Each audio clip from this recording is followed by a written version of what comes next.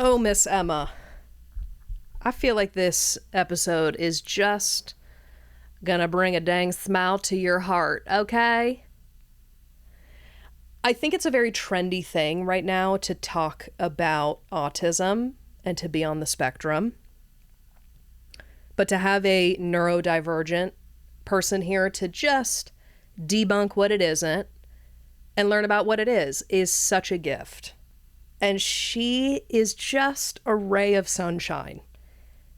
You know, she does not mince words, we'll say that, but in the best way.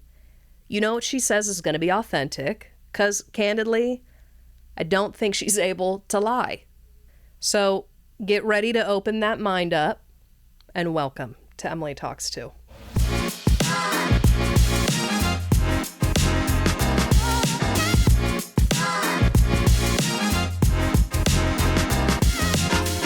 Okay, I just want to say, when you reached out, Yeah. I felt like Christmas came early because it was such a gift that fell into my lap. Because I have this list on my phone of all the people I'd love to interview. Uh-huh.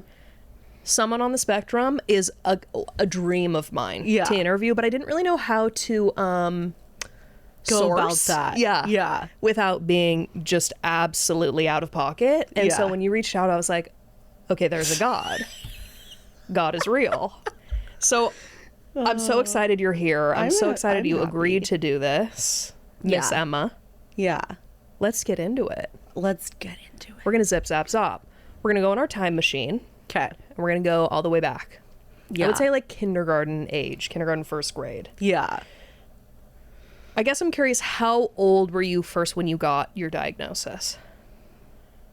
That's a really great question. Okay. And I want to just say that a lot of people are diagnosed later on in life. Okay. So people on the spectrum oftentimes have a diagnosis or realize what's going on. Mm-hmm. I want to say before they hit 25. I think there's a stat on that. Don't quote me. But I felt very much a part of the playtime then.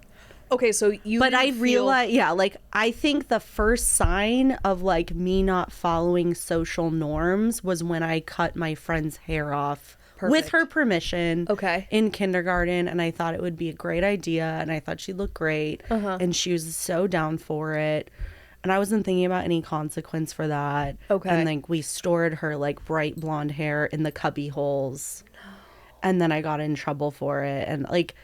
Stashing the hair is pretty next level. Yeah. And it was visible, too. That's the funny part. The crime scene was just fully out in the open. Yeah, and I went to go hide in a little bathroom. Oh, my God. Yeah. Okay, so when you were a kid, you felt... I went to like a hippie arts private school, right? Okay. So, like, they're used to kids that are a little bit wonk. Like, they're kind of embracing you holistically. They're not like fine tooth combing you yet. So you never felt other, in air quotes? Until later.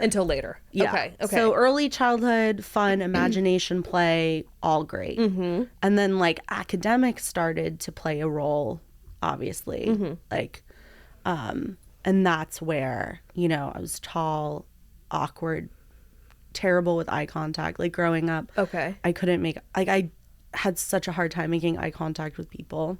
I still struggle with that. Yeah, we're locked in right now. I'll now. Just look right behind you. No, I enjoy it. I enjoy it now. Okay. I used to have a really hard time with that. Okay. And yeah, just being like this tall, awkward kid. Boys were my friends. There was no love interest. Mm-hmm. And then my teacher at the time was concerned because I was having trouble learning.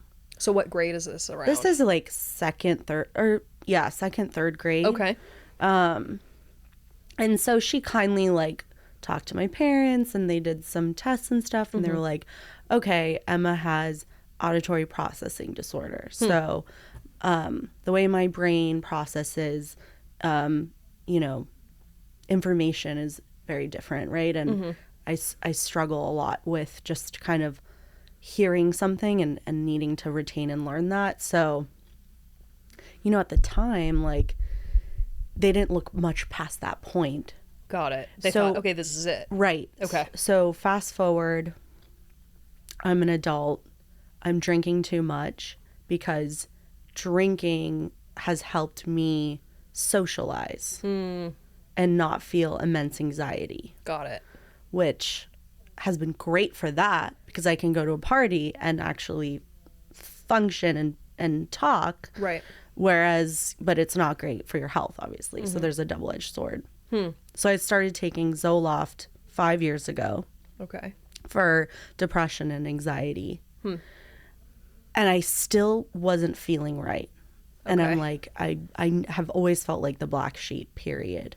So it was the movie with Ben Affleck that, like, I felt identified in the movie where he's a banker and an accountant. I think it's called The Accountant. Okay. And he has Asperger's. And so there's just these symptoms, these things that he plays out in the film where I was like, that's me. Huh. So I go to... How old are you at this point? I mean, you're in your 20s, I'm in my right? 20s. Okay. I'm like 24. Okay. I'm turning 29 this year. Wow. And that's when I realized, like, okay, something's really not right with me. And so I've been told I can be very cold and I can, you know, seem emotionless at times. And that's just a part of it. And it doesn't mean I don't have feelings. I do have feelings. So in autism and on the spectrum, like there's like shutdown or meltdown usually, like when you're having a sensory overload moment. Like I'll be at a party or I'll be out with friends and I will have like a shutdown moment where I am completely overstimulated and it's like freezing and you don't know how to vocalize to the people you're with how you're feeling. Okay. And so I just like remove myself. And oftentimes if there's another room or whatever, I'll just go into that because I'm literally I can't deal. I can't deal with it. Do you ever does that sensory overload ever happen with strictly only internal stimuli, or does there have to be, meaning like, could you be in a quiet room per se and then your thoughts start to trigger an oversensory overload, or does it have to be lights, sounds, smells? It's usually external. Okay. Like if you put me in Disneyland right now, I would have a really hard time at a concert. You know, lighting is really triggering as well, but this is fine. I'll adjust things around me to be more comfortable. Okay. And when you get in that space, are you able to communicate how you're feeling, or is it rather you don't want to burden someone, so you just remove yourself? Usually I don't want the attention on me. Yeah. And I don't want to I just need to leave. Them. Right. Yeah. Right. But then that's perceived as rude most of the time. And so that's been happening with like, you know, just it's hard to explain to someone what's going on. Also, we live in such an overstimulating world. Yeah. That even I just feel like a air quotes normal brain is going to feel overstimulated. So I cannot imagine what those overwhelming, overstimulated feelings feel like for you, because it would be just incapacitating, right? Like, yeah, it is very much so that. So then you're watching the movie and you're like, okay, I connect with this. Yeah. Do you reach out to someone? 100%. Okay. 100%. Did you find like a doctor to? It's akin to like when someone has a rare disease or a disc or something isn't right with your body and you feel it and you're unhappy with it and you want solutions and you want to understand it. And that's why I have an issue with people that say, oh, don't label, because sometimes we need a label to find things, right. to have better conversations about it. So for me, I need people to know that I'm neurodivergent. Yeah. I need to have a conversation with people about it, because they're going to notice one way or another that there are things off or what they're not used to because they're neurotypical. Right. So I need that label. It's not a scapegoat. I'm not victimizing myself, because there is that fine line of, I'm on the spectrum of that. I excuse myself and my behavior. I was a dick. I'm on the spectrum. No, you still need to take responsibility. Sure. But there's challenges. Oh, yeah. It's a disability. When you then say that to someone, just a heads up, I'm neurodivergent, does it kind of relieve any anxieties you may have? Or does it kind of just like almost even the playing field so that you're like, okay, you have this information, I can be fully myself in that moment? My goal is to open up a dialogue for people to become educated. Yeah. About me and what's going on with me, because everyone on the spectrum has different triggers, different experiences. And so when I say I'm neurodivergent and like, this is what you will experience knowing me, it helps to remove the other negative labels of, oh, she's weird. Because I grew up with, she's weird. And hearing that is ostracizing and difficult for someone's self-esteem, because then you start to believe it and you're like, I'm still working on my self-esteem. Because you probably, when you were a kid, is like shot. Yeah. Well, I'm sure when you hear that all the time. Yeah. And tell me if I'm wrong, you probably didn't feel weird, or like you didn't intend to be weird. Right. You're just like, I'm just being myself. Right. So then what was the test in your 20s? Or like, how did you... Right. So I went to a psychologist who, some of them offer these tests, right? Okay. And so I sought out and I was like, I need to figure out what the hell is going on here. So then did this test for Asperger's. By the way, you don't say Asperger's anymore. You say ASD, autism spectrum disorder. Okay. But I still like to say Asperger's because it's a very specific type. It's like just the mannerisms. It's hard to explain. Okay. So I did the test and I scored pretty high. So I tell people this, and this is the biggest issue I come across right now. You're on the spectrum. No, you're not. You're so charismatic and funny and this and that. Dude, it's called masking. You're like, hi, I'm 28. I've literally been working my entire life to fit these norms. Yeah. It's called masking. Like, people need to understand. Half the people on the spectrum mask just to feel like they're normal, they can fit in. Oh, that sounds exhausting. It's exhausting. That's why I have to go to bed at 10 p.m. Yeah. You're like, I'm done.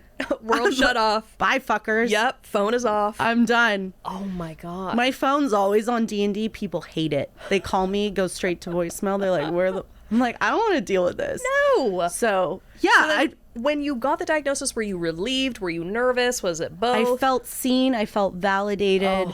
I felt like, there's a path here for me that I can learn more about myself, because I had been in and out of therapy for other stuff. And so understanding my brain was like, that was the door that opened up. Totally. And so... Because you get to like the core. I'm sure when you're in therapy before, you're kind of dancing around all these things. But then finally when you get that piece of information, you're like, okay. Yeah. Now we can have very like pinpointed, whether it's therapy, resources, what have you, to start to like feel relief, I guess. Right. Because they say around 25 is when you're like, if, for example, someone like myself, that's when I really felt it fully developed. Oh. And I found myself not having this filter and just kind of being very blunt. And that's a sign of it. That's a part of it. So. But when you got the diagnosis, did you look back on when you were younger and be like, yeah. oh my God, yeah. that explains it that. was like a eureka moment. Yeah. It was celebratory. So then what were some of the things that you looked back on in retrospect and you're like... It's a good question. Because you said, okay, when you were in second grade, you had many guy friends but didn't have like romantic interests. Was that because you didn't feel those like early sexual pulls towards crushes? Yeah, like I was more about like let's play spies in the backyard. Sure. Like I'm a total late bloomer. I'm a total late bloomer. Yeah. I became codependent in my relationship with my family and my parents. And so, you know, because I didn't feel safe or comfortable being myself with a lot of people. I still having this conversation with you, it's me trusting you because there's always this risk of feeling really, really judged and really like, well, I met someone on the spectrum and they don't act like you. Well, can we talk about the spectrum for a second? Yeah. Because I have learned that being on the spectrum, being on one side or the other, has nothing to do with severity. It's not like, oh, someone's more autistic than the other. Correct. It's correct. The spectrum could just be, what are your symptoms? How does it manifest? Someone could be great socially but have super sensory overload. Or, of course, there is also different severities, but that doesn't necessarily mean the spectrum. Right. So when you meet other people on the spectrum, do you sometimes have, how do I say this? Because it is so individual. Yeah. Do you just inherently feel connected to others, or is there sometimes like... To be honest, half the time I'm like, oh shit, is that what I'm like? No. It's almost like too much. Yeah. It's almost too much. Yeah. I'm like, holy shit. So do you have kind of third person perspective into your own world, or is that not possible with Asperger's? Like, are you able to be like, oh, I'm acting this way or that way? Or a lot of the times, listen, I'm going to give you a perfect example of something that happened recently. Okay. This person I'm seeing, I was at their friend's house. They have an old dog. They had 2 old dogs. Now one has passed, R.I.P. And I was like, so are you going to let this one just go out naturally, or are you going to euthanize? But I'm sure you were coming from a place of like genuine curiosity. Yeah. And I'm sure other people have those same curiosities. Yeah, I'm the person that will say it, and then other people will be like, not the right time or place. Okay. So the whole social cue thing and like, it's out the door. So what are the things that you've then had to learn that maybe come naturally to other people, like those social cues? Yeah, I'm still learning. Okay. I'm still learning. Is sarcasm hard? Correct. Okay. I have to learn someone's humor. Like, I have to learn them, and then I'll know, okay, this intonation in her voice, this is sarcastic. Okay. Okay. And that's for me too. Like, my humor is very dry, or I don't know if I have humor. I think I have humor. Of course, yeah. But, yeah, it's really interesting. Like, a lot of people will joke, and I won't get it. And that's growing up as well. Like, I won't get it, or I won't laugh. And now I'm just super honest. I'm like, that wasn't funny to me. Yeah. I'm sorry. Girl, I need to have you on the team. I need you to be like, Emily, that sucked. Don't ever say that again. Like, it reminds me of like when I was working with an agency, and the creative director came over, and he was like, he asked me and a bunch of other girls, like, what do you think of this shirt? And I was like, it doesn't look good on you.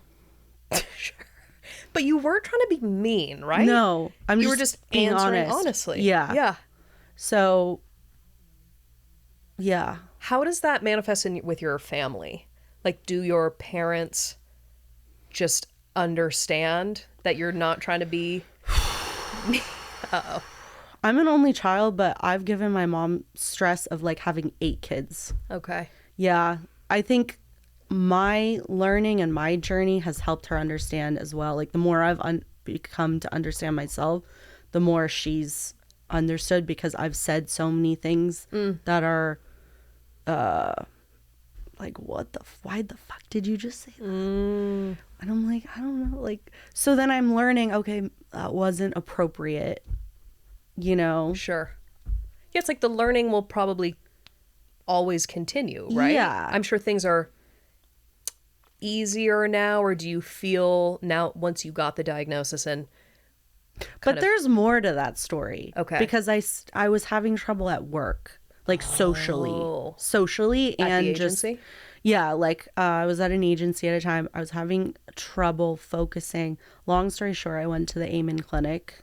Dr. Daniel Amen, he has a clinic where they do SPECT scans of your brain and they do some other testing, and went through the brain scans, all that stuff. Is he the one that did Miley Cyrus?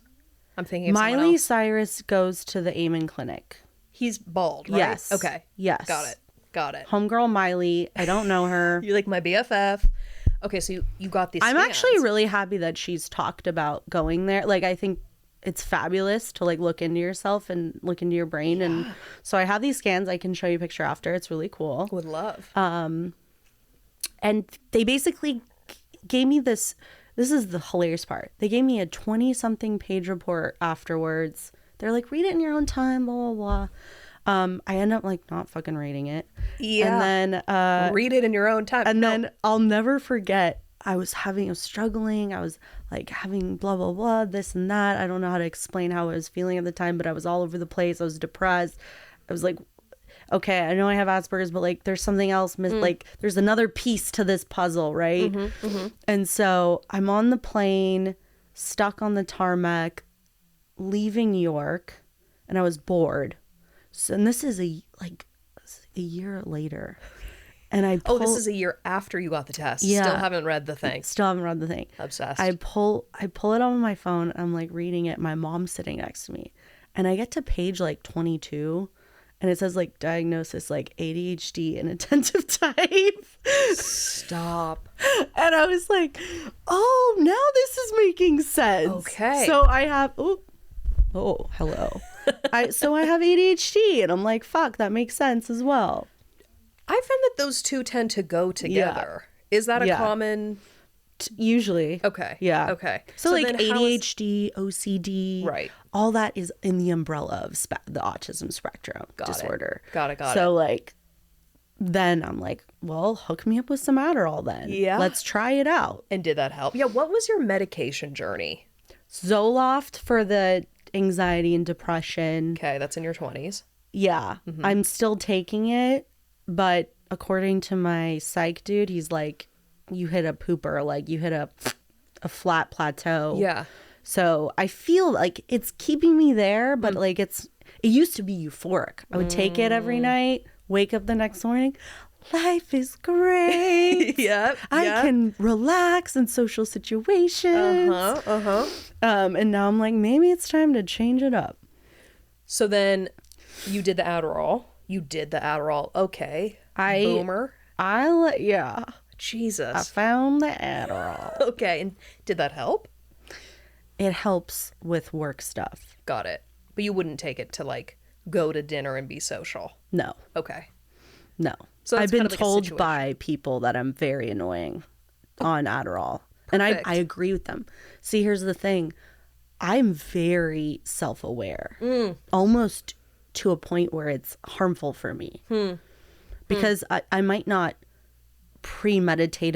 I'm not premeditated in the sense where I'm going to make a fucking stupid, awkward, blunt statement. Sure. But in hindsight, I'll look back and I'll be like, and that's where the therapies come in. So that's what I was going to ask. Okay, when you have hindsight and you're able to be like, oh, that was odd of me, how did you learn that was odd? Therapy. Okay, so someone had to tell you. I had to learn in a safe environment from someone who was willing to educate me. Okay. I have asked therapists, one in particular, to help me navigate small talk, for example.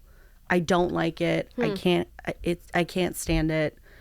unless it's something I'm really interested in, like food. Sure, we can talk about food all day. We can talk about restaurants all day. Like, how's the weather? But I'll check out. Like, if you're like, if someone's talking to me about like, I don't know, oh yeah, did you see this about that? I'm like, nice meeting you. Planet. Like, yeah. Tell me about your childhood trauma. That interests me. Hell yeah. Yeah. I guess I'm also just trying to, like, do you feel relief when you... Okay. Is there a part of you that feels inauthentic when you're trying to do small talk, you're using the techniques that your therapist gave you? Are you doing them because you were told that they're the correct thing to do? I'm kind of just trying to get at, like, what if you were just yourself and, like, you just existed in a way that was authentic to you? I'm getting there. Okay. Is it kind of like a Because balance? listen, there's a lot of fucking shame. Yeah.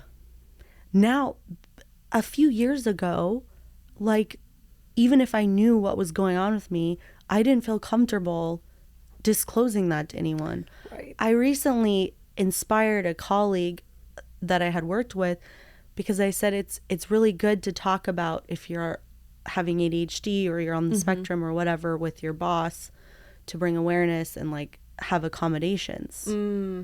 Okay. Because we've been taught to kind of conform. Right.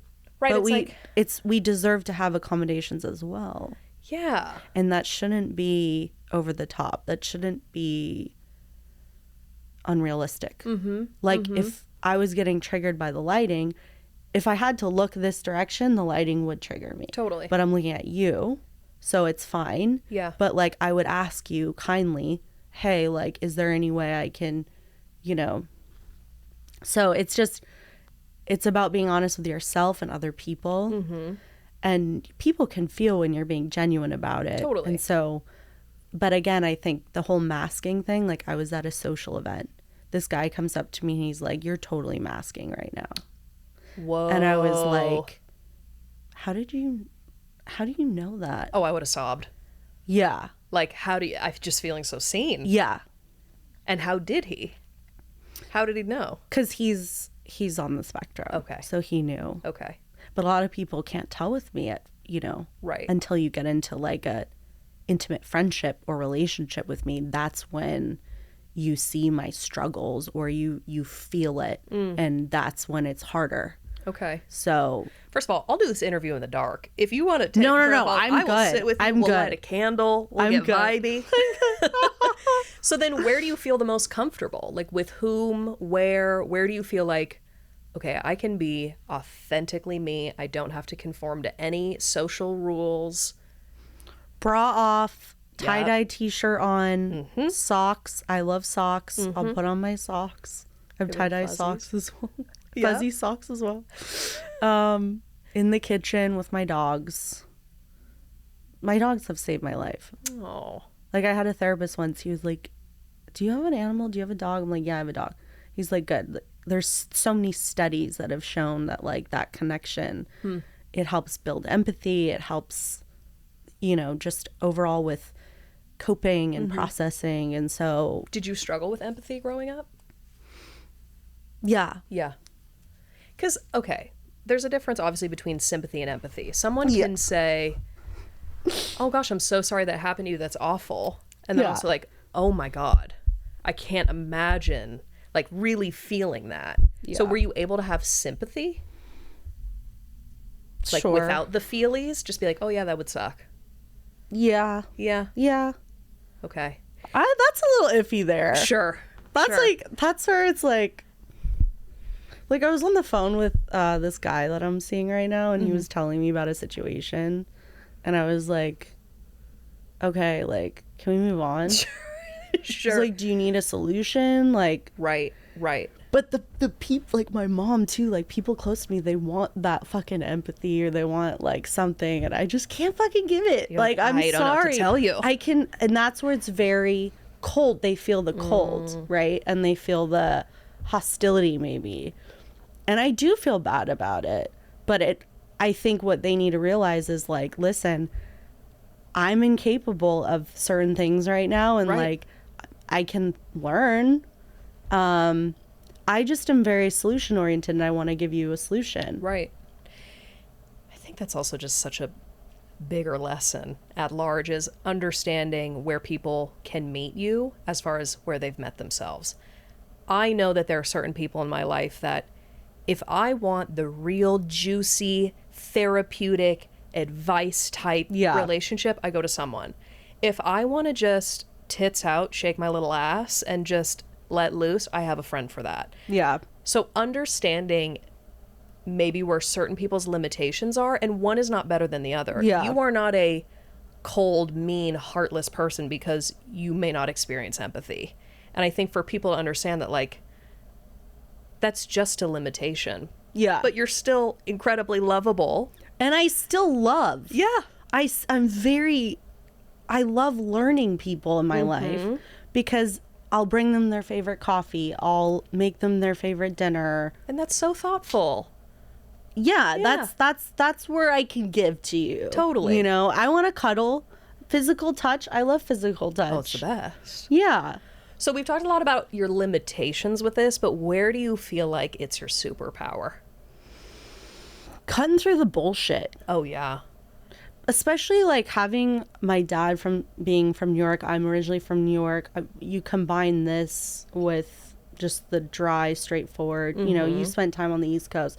It's just a mindset mentality that, like, just fucking don't waste people's time. Yeah. Get to the bottom line. Yeah. Get to the bottom inspirational. line. Yeah. No more fluff.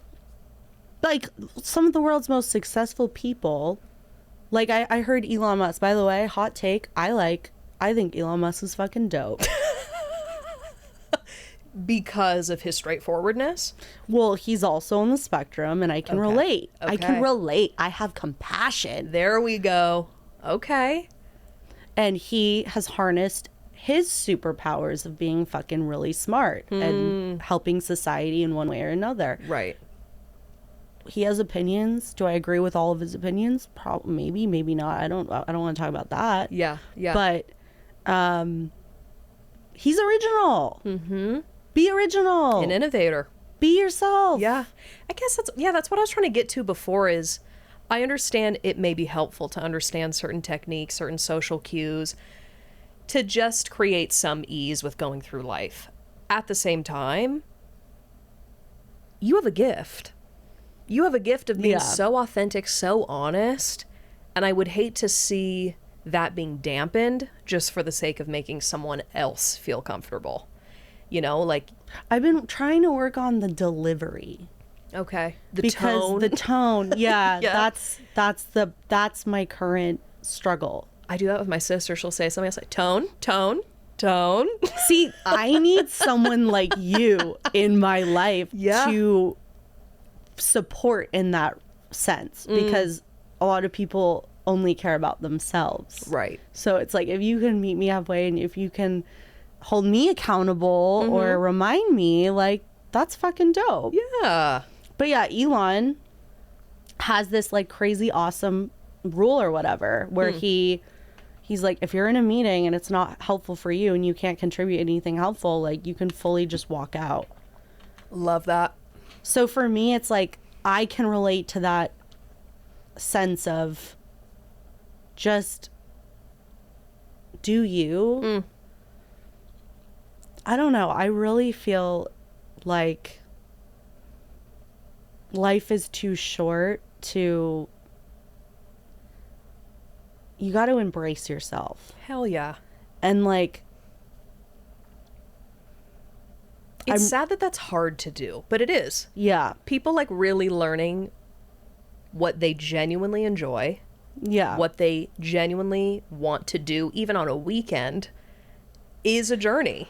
I have a self-love list on my phone that I'll write. That. Like, because we're always evolving, right? So like, oh, I really like this candle. Or like, I like that I love dogs so much. I'll like write these little things down. That's incredible. Yeah. Just to like take a little beat and be like, wait, I actually really enjoyed that. Or maybe I didn't like that at all. And I thought I did. I have a list of like stuff I'm working on myself. Right. And stuff that I like enjoy about myself.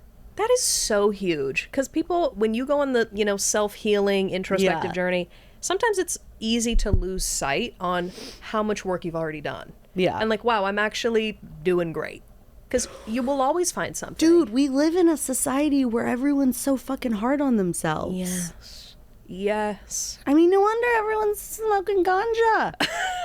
Like, I mean, everyone's just like, everyone's either an alcoholic or a drug addict. Like, everyone just wants to escape the fact that it's like hard. Totally. And I get that. Totally. And so for me, it's just like, if meditation's your thing, try it. I don't know. Off. I can't do meditation. Yeah. I try. Don't you love when you're having an anxiety attack? Have you ever tried meditation? You're like, okay. Also, side note, you have incredible hands. Like, your nail beds are perfect. I mean, they're stunning hands. Put that on the list. Stop. Add that to the list. Okay. With every episode, I do word association. Now, generally for the word association, I do them kind of the terms linked to the title of the episode. I don't want to get canceled, and I don't know certain words linked to autism that are kosher to say. So I'm going to give you 4 words. Yeah. And you just tell me the first thing that comes to mind. Cool. Jeggings. Ew. Taxidermy. I mean, the right time, the right place for that. Weenus. Childhood. Medieval times. Fuck yeah. Hell yeah. Do you remember weenus? And you'd pull on the little... Yeah. And then you'd have your vagina, which was like in between your thumb and your finger. And you put so heavy. I want to know, have you seen Love on the Spectrum? Yeah. And what are our thoughts? I just, again, have a little bit of an issue with it. Let's talk about it. I think I've seen like 1 or 2 episodes. Okay. So I'm not in love with it. I'm not obsessed with it. I'd rather watch The Real Housewives of New York. Absolutely. Yeah, I think it's just the producers or whoever the fuck, created the show to like to normalize or like bring awareness to being in love on the spectrum.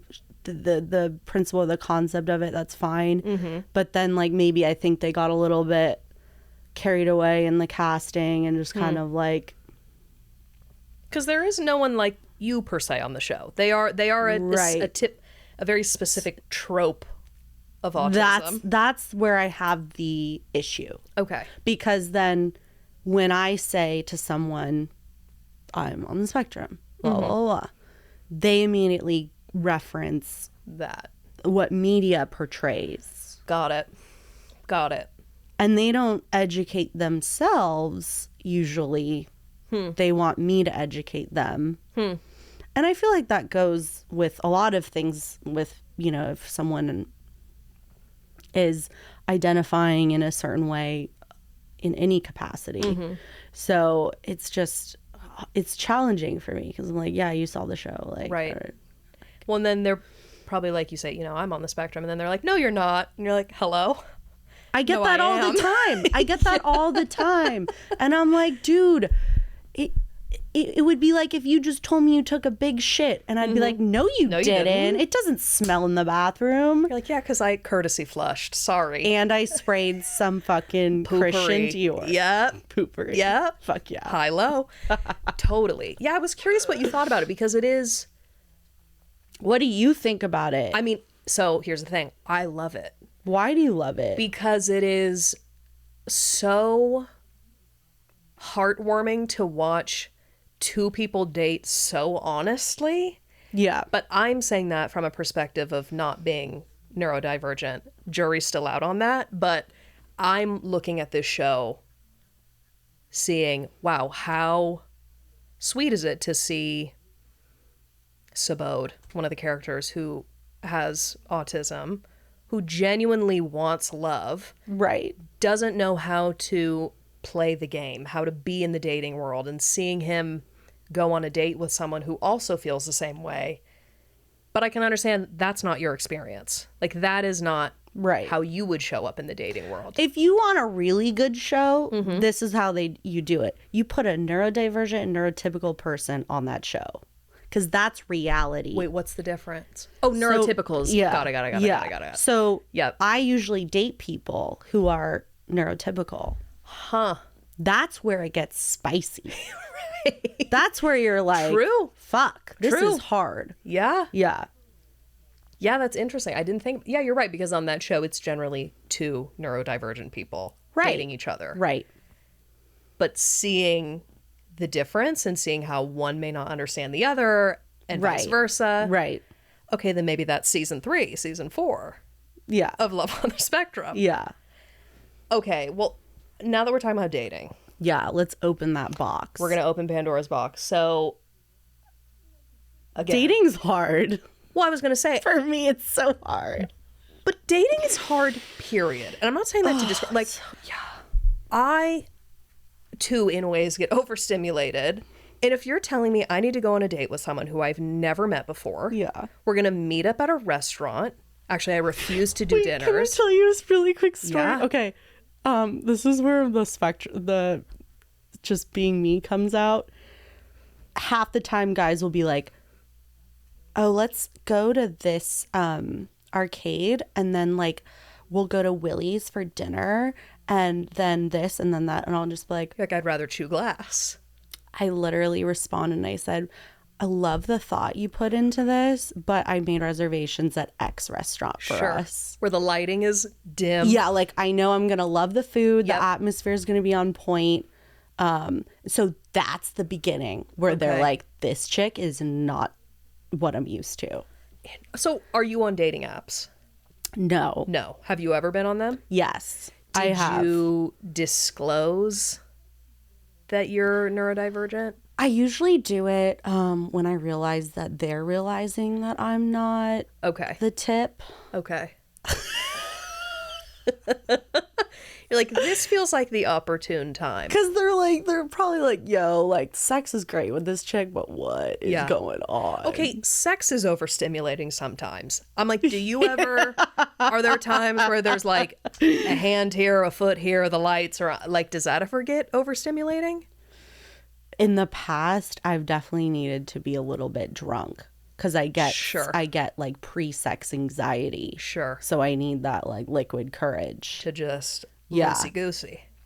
But that's why like I prefer being more just like in an exclusive relationship, because then there's trust built and then they're learning you, you're learning them. Right. And then there's a comfortability there of like, I can be naked in front of you. I don't just like, I can be more vulnerable. Sure. I think being vulnerable is the key of that, you Totally. know. And like Mike Myers said, like, into me I see, you know, like intimacy is very much like being super willing to change yourself for yourself and have that dialogue with your partner and be like, hey, this is what I'm working on. Like, by the way, I don't know you extremely well, but I can already tell you would make an amazing partner.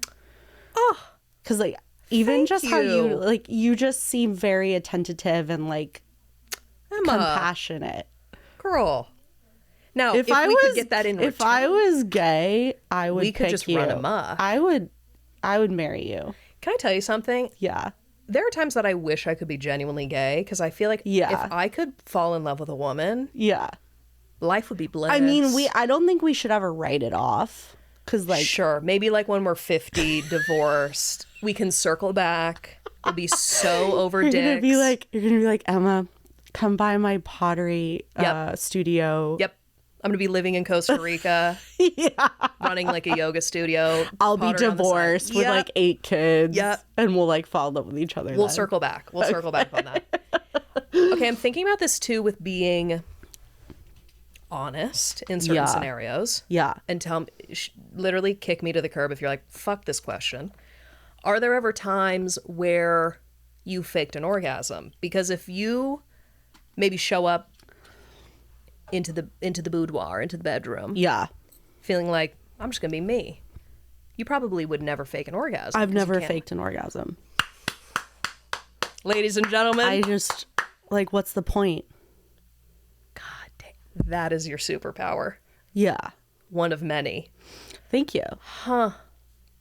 Yeah, because you're like, I'm not going to pretend like I'm enjoying this. Yeah. Because, like, half the time, sex is a reflection of where you stand on an emotional level with someone. So, but the thing about me is that I'm really good at compartmentalizing the emotion of how I feel towards someone and sex.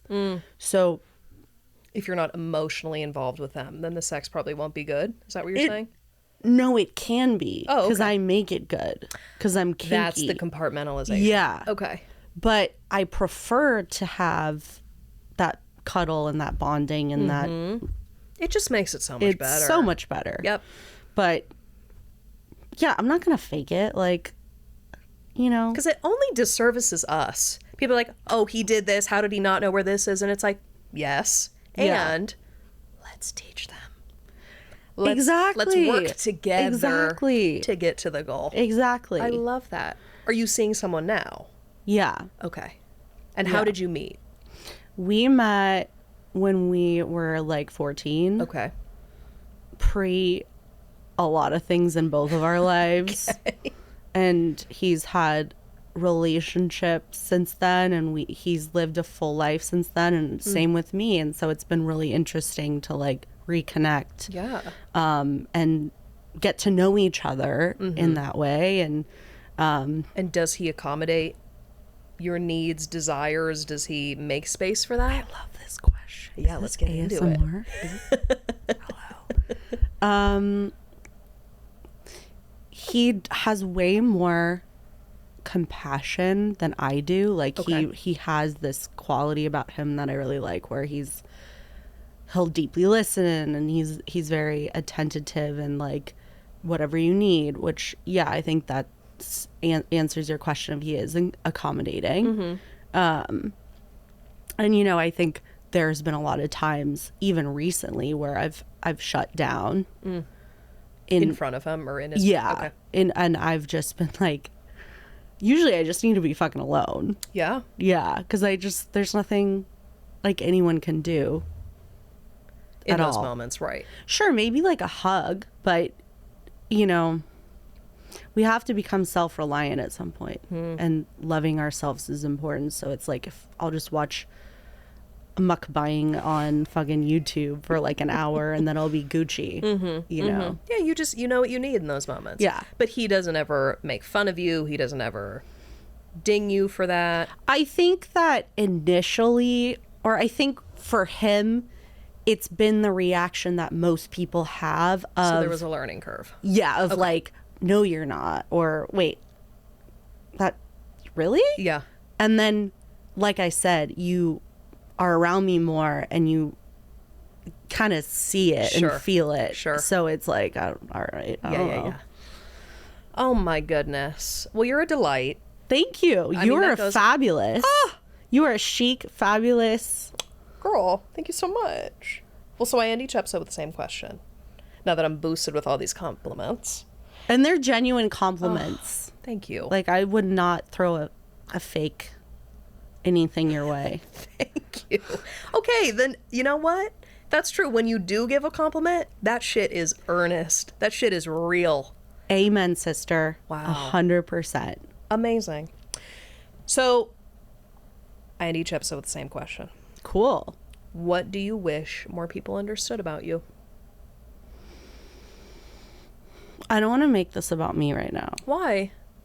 Because there's so many, I know this is so cliche and cheesy, but there's so many kids and like people in this world that are struggling to like feel okay, feel not normal, but just, and so I think it's just like a matter of like literally having more like grace for people and taking the time to learn someone else instead of assuming. Right. So I would just encourage people to really self-reflect, but also, hey, when you said this, is that what you meant?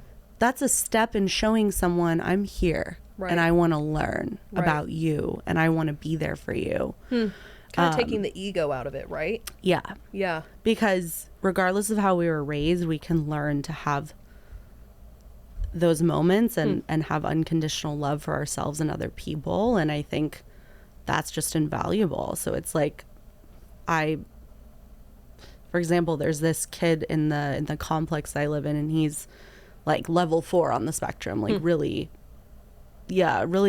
having a hard time just, I think, growing up, and he's very much isolated, but he can't really talk.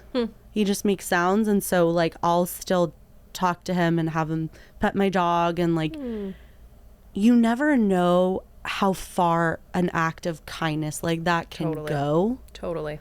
And what seeds you can plant for the future. So it's like that, to me, is where it's at. That's the sauce of life, is like, you never know what someone's thinking or going through. And just giving them a genuine compliment or smile, or like, hey, I'm here for you, like whatever you need, I think that goes a long way. Oh, amen. And if you're on the spectrum, be proud of it. Talk about it. Talk about what you need, your accommodations that you need at work, in your romantic life. Like, and if you get any shit for it, then that's not on you. Like, that's their problem. Yeah. Yeah. I love it. Well, you're a dream. You're a dream. I'm so happy we did this. I can't wait for a future wedding in Costa Rica. I know. Right on the beach. Can't wait. All right. I love you. Me too.